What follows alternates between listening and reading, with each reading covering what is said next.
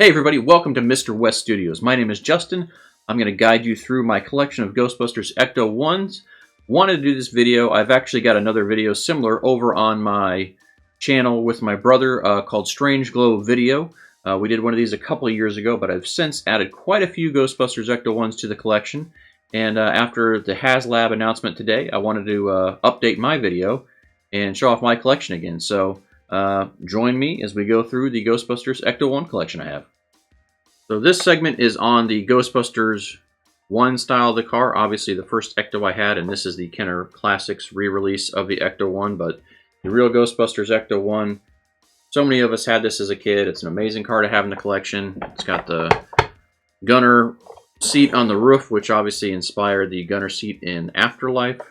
Very much happy to have this re-release in the collection. It captured all the stuff from the original car, and pretty neat.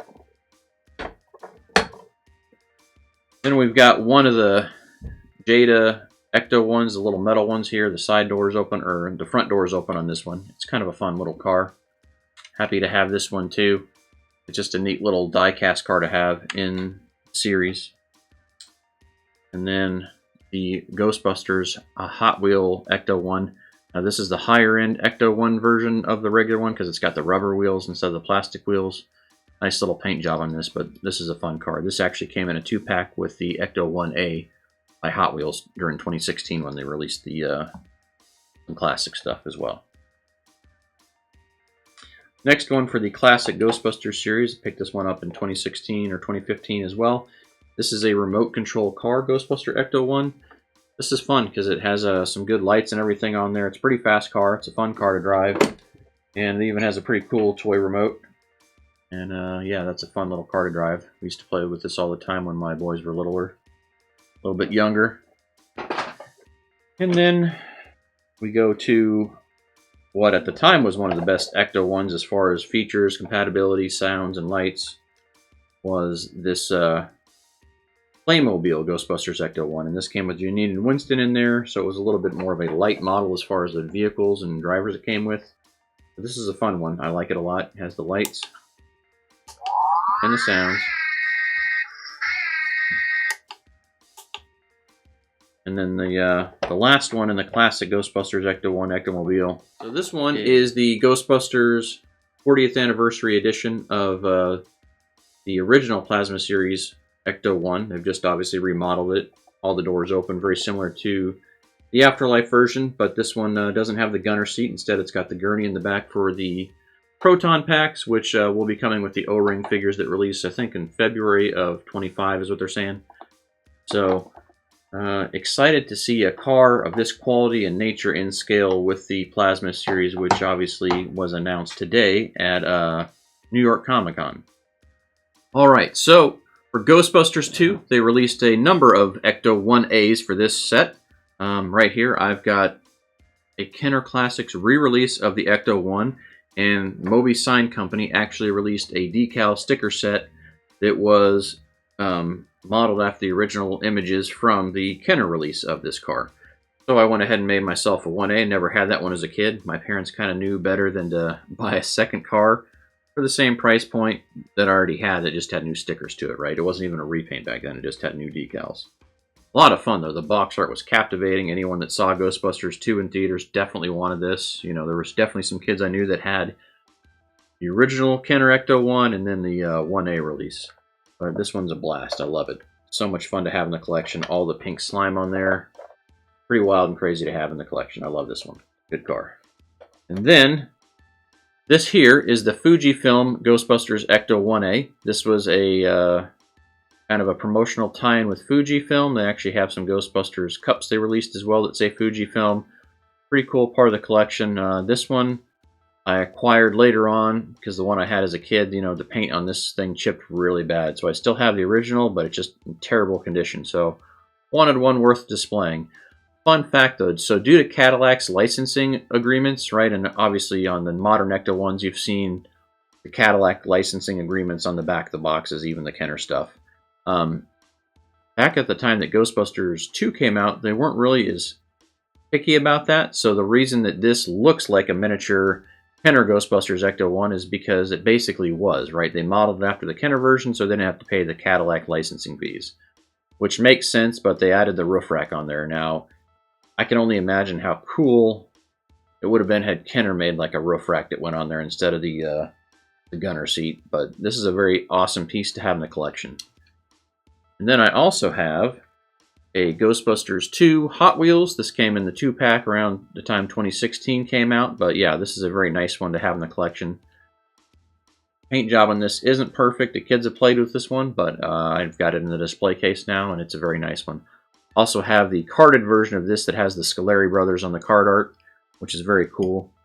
Don't have all those up here right now, but I may do a separate video on those ones later on, just the Ghostbusters Ecto-1 Hot Wheels cars I have in package. And then my favorite Ghostbusters Ecto-1A that I have right now is the Playmobil version of this. I showed this off on the live stream I did with the New York City Ecto-1A live stream I did over on my other channel, the Strange Glow video channel. But this one again has the lights and the sounds. The roof rack on there looks great. They have the signboards on there, and this cost more than the regular one. Obviously, the roof rack was a little bit more involved, and then this came with a full set of Ghostbusters 2 figures, including slime blowers and proton packs. So this one cost a little bit more out of the gate, but it was definitely worth it. This one you can still find occasionally on Amazon. It was sold out for quite a while. They did a second release of this, and that's when I picked it up when the price point on it dropped quite a bit. But that's Ghostbusters 2 Ecto-1s. So Extreme Ghostbusters doesn't get the love that you would expect it to get, but we do have a couple of cars in the series. So this is the Trendmasters Ghostbusters Ecto-1. Has a giant ghost trap in there. I've got Eduardo in the driver's seat, but this is a really cool car when it came out at the time. It was probably one of the best just because some of the lights and sounds in there. And I don't have the batteries in here right now, but my brother had this as a kid, and so I went out and got a replica of this. And so happy to have this one in there. Had a lot of features, and I am missing some of the roof rack parts. And then the only other Extreme Ghostbusters Ecto-1 that was released that I'm aware of was this little guy. And this is a Happy Meal, or whatever KFC calls their kids' meals. KFC Kids Meal did an Extreme Ghostbusters promotion, and this is the Ecto-1 from that. And the cool thing about this one is the roof opens, and there's this little ghost bug in there from one of the episodes. So here I've got the Ghostbusters 2016, or Ghostbusters Answer the Call Ecto-1s. They didn't do a lot of these, but Hot Wheels did do a pretty good version of this. Now this is one that came with the 2-pack. It also came with Kevin's motorcycle, but this is an Ecto-1 video, so don't have that in here. I also have the collector's version of this with the poster-style cardstock this comes with. And then we've got the Ecto Minis that came from Ghostbusters Answer the Call. And got some of those in there, so those figures were fun. But not too many Ectos for Ghostbusters Answer the Call. I know some people love that movie, some people hate it. I had fun with it, so I've got some stuff in the collection from it. So in this segment, I'm going to show off my Ghostbusters Afterlife Ecto-1 collection. So the first one I'll show you is the AMC Ghostbusters Afterlife Popcorn Bucket. This one has lights and sounds and opened up to contain your popcorn. I never put any popcorn in there just because this was more of a collectible to me, but this is really one of the earlier popcorn buckets to kick off the craze to get people back in theaters after the pandemic. Anyway, this one's really cool. The only thing that's not the best is the paint job, but you could easily redo that if you wanted to. Next one I'll show off is the Ectotron version of the Afterlife vehicle. The main reason I picked this one up is because it came with a Muncher action figure and a Slimer action figure. In the original release that matched Ghostbusters 1 just had Slimer in it. So I went ahead and snagged this one just to kind of have it in the collection. It's kind of a fun, unique car, but Ecto-1 turns into Ectotron, which is a fun little crossover with the IDW Ghostbusters comics miniseries. If you haven't checked it out, I would highly recommend it. Then we've got the Ghostbusters Fright Features Ecto-1 from Afterlife. This one's pretty cool because it has the suicide gunner door, holds the action figures very well priced playset. Has the remote trap vehicle that comes with it, but it's a fun one. Next up is the Hasbro Plasma Series Ghostbusters Afterlife Ecto-1. They did 2 versions of this with different styles of paint jobs, so one of them looked really dirty and burnt. That's not this one, that's the other one. So I know people were looking for certain ones when they were gathering them and collecting them, but this one's pretty cool. The door's open and everything as far as the suicide door, has the RTV in there, so lots of fun stuff for this. Really happy to have this one in the collection. The only thing that I think a lot of people were confused on was it was Plasma Series. This is 1/18 scale. The rest of the Plasma Series is 1/12 scale, so kind of a head scratcher there. But when they re-released that car as a Ghostbusters 1 40th Anniversary Edition, they dropped the branding of that model style on there. So, and then the big baby here is the Lego Ghostbusters Afterlife Ecto1, and this thing is a beast. This thing took a long time to build.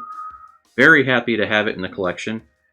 And all the doors open. It does some really cool stuff, like the gunner seat pops out, has a mechanism to do that, which none of the other toys do.